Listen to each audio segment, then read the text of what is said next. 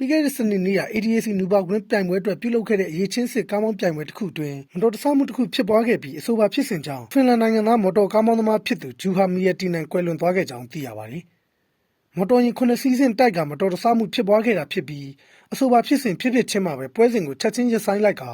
ရေးပေါ်ကုသမှုများပြုလုပ်ခဲ့ပေမဲ့မီယတီနန်ရဲ့အသက်ကိုတော့မကယ်တင်နိုင်ခဲ့ကြောင်းလည်းသိရပါတယ်။အဆိုပါမတော်တဆမှုဖြစ်စဉ်အတွင်းပါဝင်တဲ့အခြားမော်တော်ယာဉ်မောင်း6ဦးကိုတော့ဆေးရုံသို့ချက်ချင်းပို့ဆောင်ကစစ်ဆေးကုသမှုများပြုလုပ်ခဲ့ကြပြီး၎င်းတို့ရဲ့ဒဏ်ရာအခြေအနေကအသက်အန္တရာယ်ထိခိုက်နိုင်ခြင်းမရှိကြောင်းလည်းသိရပါတယ်